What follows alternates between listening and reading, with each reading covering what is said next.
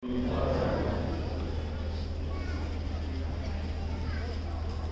का योगी महापर्व उसका दूसरा दिन जैसे पहले शुरू से परंपरा रही है और आज ये वाल्मीकि उपवन पे उसी रूप में उसी परंपरा को निभाते हुए आज का योगिमा पर्व हो रहा है। मौसम को ध्यान में हम भी रख रहे हैं मगर आप नहीं रखते। यहां आते आते 1:30 बजे आया आप लोगों ने, बड़ी तसल्ली से उठते हैं, बड़ी तसल्ली से नहाते हैं, फिर आवारागर्दी भी करते हैं। तीर्थ में भी आवारागर्दी होती है और फिर यहां आके मुझे टाइम बताना शुरू करते हैं कि हमने जाना है। वाल्मीकि उपवन ऐसी जगह नहीं रहेगी। वाल्मीकि उपवन होगा जब आप पूरी तसल्ली से यहां आएंगे और तभी सीख पाएंगे। बस मैंने इसलिए छोटी सी बात करनी, 2 मिसाल। एक तो आज दिन है, मैंने रात महापुरुषों का नाम लिया, उन संतों का जिन्होंने वाल्मीकि नाम को जिंदा रखा हमारे बीच। कई नाम मैंने गिनाए मगर एक नाम जो आज जिसका जन्मदिन है वो नाम है महात्मा हीरालाल विकल का। मैंने जिक्र किया कई बार मगर हमारी जो याददाश्त है कुछ ऐसी है कि हम बार बार भूल जाते हैं कई चीजों को। तो उनकी मैंने खूबी हुई है बतानी। जैसे मैंने बात की थी राज बाबा खाकशाह जी के बारे में कि बाबा खाकशाह जी लाहौर में पैदा हुए और पहला आश्रम उत्तर प्रदेश में बनाया, दूसरा हरियाणा में बनाया, तीसरा दिल्ली में बनाया प्रतापबाग में। ये कौन है जो बोले जा रहा है? किसकी आवाज है? तो महात्मा हीरालाल विकल जी फिरोजपुर में पैदा हुए थे, पंजाब में पैदा हुए मगर शादी उनकी हुई जाके इलाहाबाद। इलाहाबाद में वही जमीन है जो हरिद्वार है, जो बनारस है, यानी ब्राह्मणवाद का गढ़। जहां जहां से गंगा निकलती है वो छुआछात का गढ़ है।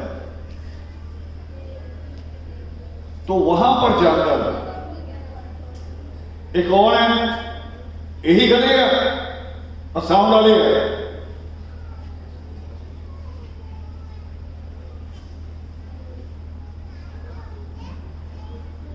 और वहां पर पैदा होके उस आदमी ने एक अजीब सोच, जो इलाहाबाद जब पहुंचे, पंजाब में छुआछात कम थी शुरू से,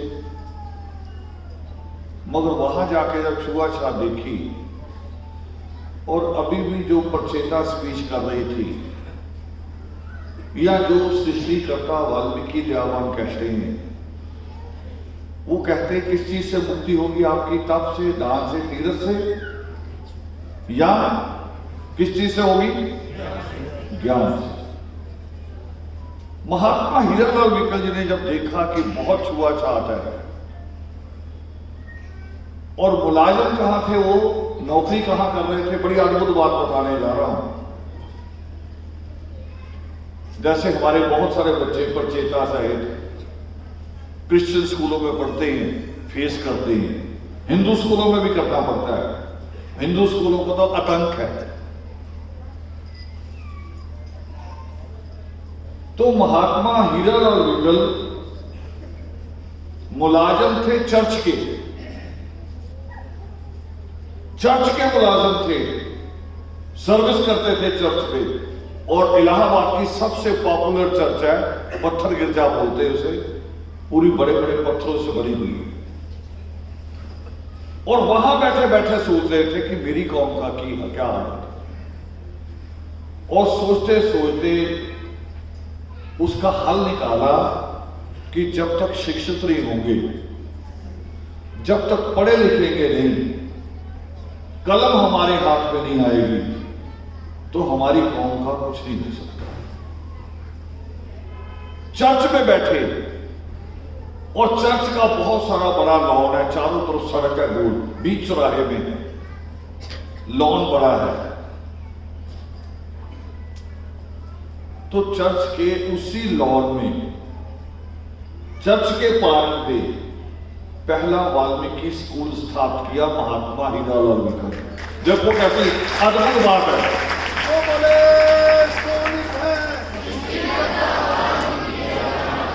चर्च का असर नहीं आया उनके ऊपर। क्यों नहीं आया? मैं आज अमृतसर से निकलते हुए रोहित को दिखा रहा था, बीच में एक स्कूल आता है, बड़ा पुराना स्कूल है, और अमृतसर वालों से पूछना, उस स्कूल में हमारे बच्चों को एडमिशन नहीं है, हमारे बच्चों को अलाउ नहीं है। चर्च भी है भारत में, दलितों के अलग, ब्राह्मणों के अलग, जाटों के अलग, ठाकुरों के अलग। केरला के ब्राह्मणों ने तो स्पेशल इजाजत मांगी थी चर्च से कि हमें जनेऊ पहनने दिया जाए, ताकि हमारी पहचान अलग बने कि हम ब्राह्मण ईसाई हैं, दलित ईसाई अलग। कहना यह है मैंने कि अगर इंसान चाहे, अगर थोड़ी सी हिम्मत करे, थोड़े से दिमाग से काम ले, तो परिस्थितियां कैसी भी हो उसको अपने लायक बना सकता है, अपने लायक बना सकता है। तो आंगन में स्कूल खोला था, पेड़ों के नीचे, कोई छत नहीं थी। बाद में प्रयास किया, जमीन ली किराए पे एक टंडन परिवार से, उनसे जमीन ली, फिर वहां स्कूल स्थापित किया। इसमें एक और बात भी जोड़ूंगा, हमें बहुत सिखाया जाता है, बहुत कहा जाता है, और बाम साहब के जो है, बाम सेठ के खटपल जो हैं, ये बहुत प्रचार करते हैं। ये जो बाबा साहब की ऐसी मूर्ति, उनकी उंगली देखेंगे ऊपर वाली, इस हाथ में किताब ही देखेंगे, उसका प्रचार कभी नहीं करते। कहेंगे बाबा साहब की उंगली है कि पार्लियामेंट में घुस जाओ, जल्दी एमएलए एमपी बन जाओ। भी पूरे देश के 800 के करीब एमपी होते, राज्यसभा और लोकसभा के मिलाकर 800। सारे देश की विधानसभा जोड़ ले, पंजाब, हरियाणा, यूपी, नागालैंड, आंध्र प्रदेश, सारे जोड़ दे, सारी स्टेट, तो 4000 से ज्यादा एमएलए नहीं होते, और 4800 और जोड़ लो एमपीओ को भी, लगभग 5000 जोड़ लो, तो 5000 लोग एमएलए एमपी बन सकते हैं। इतनी कुर्सियां हैं, बाकी कौन कहां जाएगी? मगर बाम सेव के खटमल जो है, पढ़े लिखे लोग जो हैं, वो यही प्रचार करते कि बाबा साहब की उंगली कहती है पार्लियामेंट में जाओ। ये जो किताब पकड़ी, इसको नहीं कहते।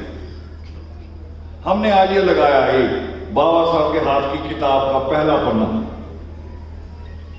आपका ध्यान नहीं गया होगा, अंबेडकर पार्क में भी लगाया, वहां इंग्लिश में लगाया, यहां हिंदी में लगाया। ये देश के संविधान का पहला पन्ना है। क्या कहता है हमारे अधिकारों के बारे में, और हमें कैसा होना चाहिए। मैंने रात भी बात की थी, मैं रात बात करके फिर अफसोस भी कर रहा था। मैंने अपने साथियों से रात चाय पीते पीते बात की। मैंने कहा पता नहीं, मैं ज्यादा ही डांट रहा था। साल बाद लोग आए थे, खुशी खुशी मैंने डांट दिया, मगर आपकी हरकतें फिर सुबह वही 1:30 बजे पहुंचे, और पहुंचते ही कह रही हमारी बस तैयार है, खाना खा लिया, चलते हैं। मुझे कई बार उपकोष में मैं बैठा होता हूं, ये मैं शहर का नाम नहीं लेना, ये मुझे कह रहे थे जी आज वो शहर वाले आ रहे हैं। मैंने कहा वो खाने लंच के टाइम आएंगे और लंच करेंगे, उसके बाद करेंगे, जब अंधेरा होने लगा हम चले। एक ईंट भी उठा के इधर से उधर ही रख रहे, वो आए हुआ ने आप भी उनसे लग रही हैं, आप मुझे शहर का नाम लेने की जरूरत ही नहीं, आप सारे वही। कोई सोच के आया भी उपवन पे जाके कुछ कर करके आ जाओ, थोड़ा सा चलो सीढ़ी पे कपड़े ही मार के आ जाओ। किसी ने सोचा ही? 4 वाल्मीकि तीर्थों की मिट्टी है इस आसन में, किसी ने सोचा ही? आवारागर्दी सोचते बस, योगी मां पर्व को आवारागर्दी बना दे। ये ना करो। अगर आपको अपने बच्चों की चिंता, मैंने रात भी कहा था भी कोटा जो है वो आपके बच्चों के लिए है। अब बच्चों की चिंता पे एक मिसाल सुनो, लंबी बातें मैंने कर दी आज। एक पूना से एक महिला थी, बहुत अच्छी विद्वान, पढ़ी लिखी, महार जाति, जो बाबा साहब अम्बेडकर, और मेरे रिलेशन में आ गई ये मीडिया से। मैं उन दोनों लिख रहा था ज्यादा, उसे भी लिखने की आदत थी, मगर उन दोनों वो जापान में थे अपनी बेटी के पास। तो वहां से उसने एक दिन कहानी कोई मुझे सुना दी, गलती की उसने मुझे एक कहानी सुनाई कि जापानियों का राष्ट्र प्रेम कितना बड़ा है, वो अपने देश, अपने बच्चों के भविष्य के लिए कितना सोचते हैं। तो कहानी ये थी कि किसी ने जापानियों से सवाल किया कि अगर आपके देश पे कभी हमला हो जाए और हमला चारों तरफ से हो जाए, फौजें संभाल ना पाए, तो आप क्या करोगे? वो कहे हम सारे सिविलियन भी लड़ेंगे, केवल फौजी नहीं लड़ेंगे, हम सारे लड़ेंगे। दूसरा सवाल था कि अगर आप सारे लड़े मगर इतने हथियार नहीं हुए, हथियार तो फौजियों के पास होते हैं, फिर आप कैसे लड़ोगे? वो कह रहे हम अपने बर्तनों को पिघला के हथियार बना देंगे, मगर लड़ेंगे अपने बच्चों की खातिर। अब अगला सवाल और खतरनाक है, जिससे वो मेरे साथ बड़ा अच्छा रिलेशन था, उसने पूरा जोर लगाया कि मैं जापान आऊं, मगर जिस बात से रिलेशन खराब हो गया, क्योंकि मैंने रात कहा था ना कि मैं सोचता थोड़ा ज्यादा, मैं आगे से आगे सवाल के अंदर घुसता चला जाता। उसका अगला सवाल था किसी आदमी का जो जापानियों से बात कर रहा था, वो कह रहा महात्मा बुद्ध को आप बहुत मानते हैं, जगह जगह मूर्ति हैं, अगर आपके ऊपर हमला करने वालों का सेनापति महात्मा बुद्ध हो, वो राज परिवार से है, राजे का लड़का है, अगर वो सेनापति होता तो आप क्या करते? कह रहे महात्मा बुद्ध की मूर्तियां पिघला के भी हथियार बना देते, पहले देश अपने बच्चे बचाना जरूरी। आप सोचते हैं ऐसे? और मैंने जब यही मिसाल को अपनी तरीके से कहा कि बुद्ध वहां थोपा गया है, उनको अपने बच्चों से प्यारा, फ्यूचर से प्यारा, और इतना प्यारा इसीलिए उस प्यार का परिणाम है कि इतना सा देश है, छोटा सा, शायद भारत के 10वां हिस्सा भी नहीं है, और हर साल वहां भूकंप आते हैं, हर साल एटॉमिक एनर्जी के ब्लास्ट होने के खतरे भी वहां रहते हैं। एटम बम भी दुनिया का पहले वहां गिरे हैं 2 एटम बम, उसके बावजूद वो दुनिया की इतनी बड़ी ताकत है कि जब अमेरिका का राष्ट्रपति बुश था, जब बुश वहां गया और उनसे समझौता करने गया था व्यापारिक कि जापान की टेक्नोलॉजी, जापान की गाड़ियां, जापान का टीवी, जापान का फ्रिज, हर चीज जापान की पॉपुलर है, आप हमारे साथ, हमारी कंपनियों के साथ टाई अप कीजिए, कुछ चीजें मिलकर बनाएं ताकि कुछ पैसा हम भी कमाएं। और उन्होंने उस मीटिंग में इनकार कर दिया अमेरिका के राष्ट्रपति। ये पढ़ना, आप अपने गूगल में सर्च करना, अमेरिका का राष्ट्रपति डाइनिंग टेबल के ऊपर बेहोश होकर गिर गया। जो देश इतना सा है और इतनी बड़ी सुपर पावर, उनके आगे बेहोश होकर गिर गए, क्योंकि उनको अपने देश, अपने बच्चों से प्रेम है। आपको अपने बच्चों से भी प्रेम नहीं। घरों में जब शादियां करते हो, ये तो कहते हैं मुझे अभी बहाना बता रहे, कई रात 4 बज गए जी, मैंने तो नहीं बजने दिए, मैं भी वही था। मैंने आपसे साथ फोटो भी की और निकलता भी चला आया साथ साथ, और 2:15 बजे वहां पहुंच गया जहां मैंने पहुंचना। और जाते ही मैंने कहा मैंने कोई बात पूछ नहीं करनी, वो लेट गए तो थोड़ा आराम चाहिए। फिर भी वो करे आपने कुछ खाया? मैं कहा नहीं, वो कॉफी बना के ले आए। तो 20 मिनट और लगे होंगे, सो गया। सुबह आपसे पहले यहां पहुंच गया। मगर आप जिस दिन आपके घर में आपकी लड़की की शादी होती है, पूरी रात जागते हो ना, दूसरे दिन भी जागते हो, सो जाते हो दूसरे दिन रिश्तेदारों को छोड़ के, तब भी जागते हो कि नहीं जी रिश्तेदारों को कौन देखेगा, किसी रिश्तेदार को अगर खाना नहीं पूछा नाराज हो जाएगा। इससे बड़ा रिश्ता किसके साथ है? विश्वास। ये रिश्ता समझते ही नहीं, आप माना ही नहीं अभी तक, आपने स्वीकार ही नहीं किया। जिस दिन ये स्वीकार कर लोगे, तीर्थ पे आवारागर्दी नहीं होगी, सिर्फ नमन होगा। नमन करो वहां, कभी इधर घूम रहे कभी उधर घूम रहे। बस वालों की तो और दिक्कत, सवारियां इकट्ठी करनी मुश्किल हो जाती है, भी आ जाओ आ जाओ आ जाओ।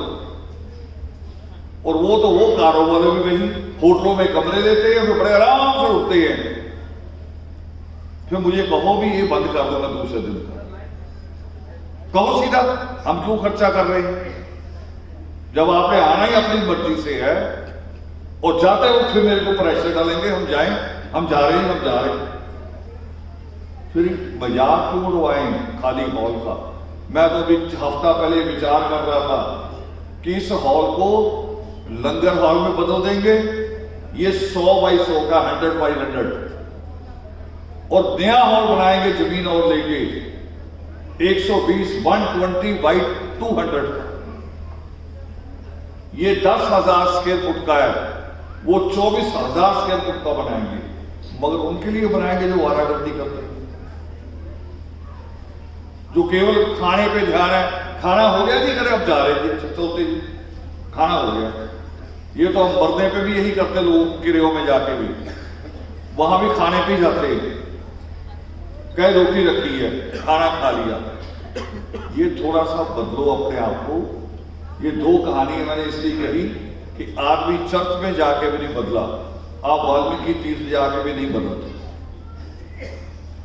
वहां भी आपकी आस्था नहीं जागती।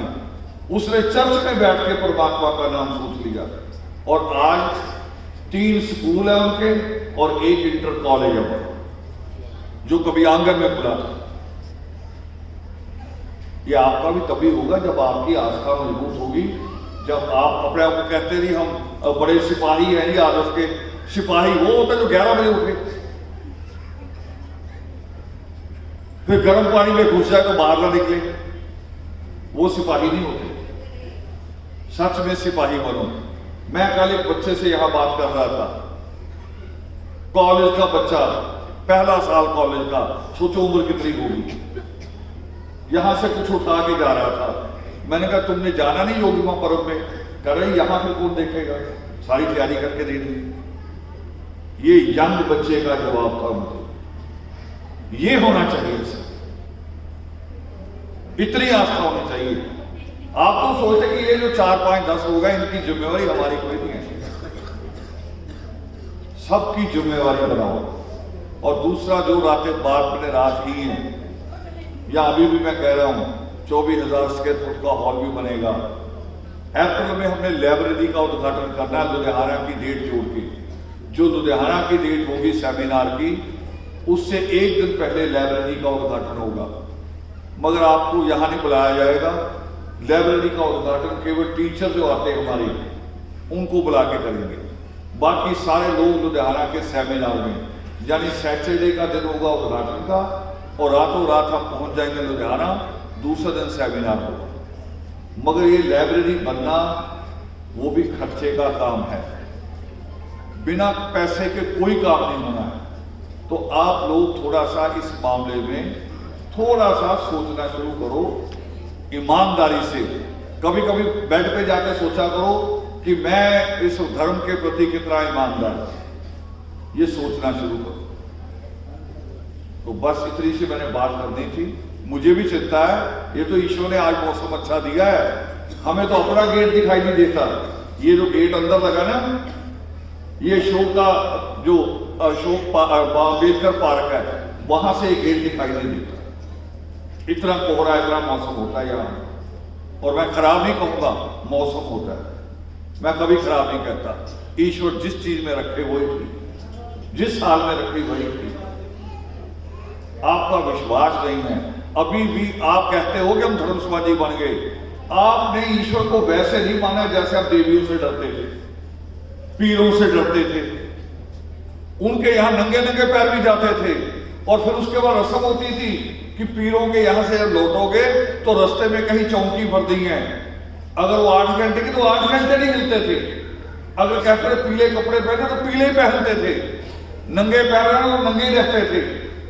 मैंने आपका वो निकाला क्या डर, हमने जयकारा क्या बनाया कि जो बोले सो निर्भय। जब जैसे निर्भय कहा, आप तो उल्टा ही हो गए।